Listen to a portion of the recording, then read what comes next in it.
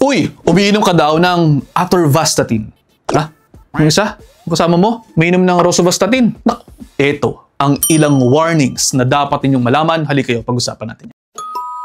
Kapag pinag-uusapan po natin ang mga gamot na mayroong ending na statins, ayan, medyo maraming sensitive dahil kapag pinag-uusapan natin ang tungkol sa cholesterol, ito na sila. Sabi ko na po sa inyo, simula pa lamang po ng video na ang cholesterol ay mayroon ding halaga sa ating katawan. Nakakatulong yan sa pag-maintain ng ating membranes at sa tamang levels ng ating hormones. Pero, tandaan din po na anumang sobra po pwedeng maging masama sa ating mga katawan. Hindi po porke sinabi natin kinakailangan yan sa katawan at may function sa katawan natin ay tatamaan na po natin na parang papataasin mo na ng papataasin ang intake mo niyan. Kaya po tayo mayroong normal level sa labs, ito po ay para sundin natin dahil dumaan yan sa napakaraming pag-aaral. Kung sasabihin na kami mga doktor daw, kaya pinapababa ang cholesterol, ay para mayroon kaming kitain, hindi po totoo yan.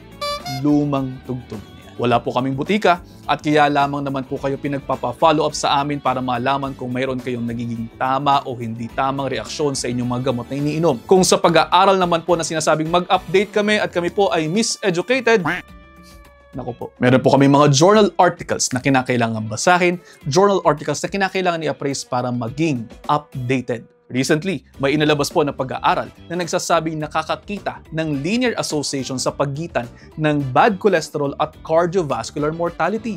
Ibig sabihin, ang serum cholesterol o ang cholesterol sa dugo, total at LDL cholesterol ay associated sa pagkakaroon ng problema sa puso.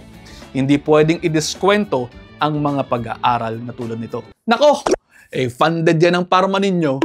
Teka. O, tingnan natin muna po ang funding statement nila nakasulat.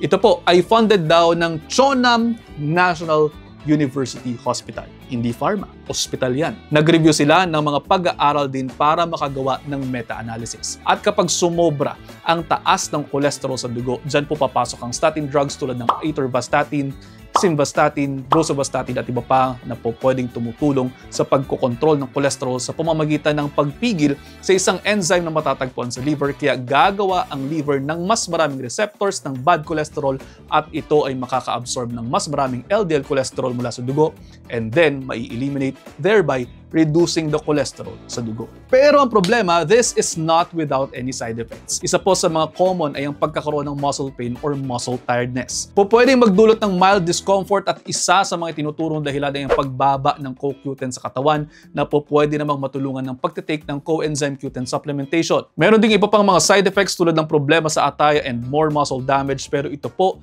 ay nangyayari lamang kung mayroong ibang mga gamot na iniinom kasama nito na nag-i-interact sa statins. Hindi naman po kayo bibigyan ng inyong mga doktor dahil inaral yang maigi. Recently din po, mayroong mga bagong pag-aaral na ang statin use ay maaaring makatulong sa pagpapababa ng risk ng dementia.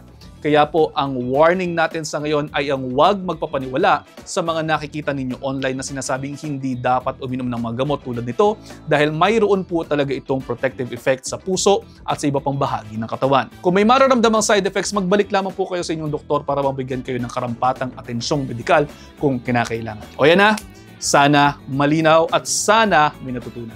Kung mayroon man, pakishare na sa inyong mga kaibigan. Follow ka na rin for more. See you next episode. Ingat.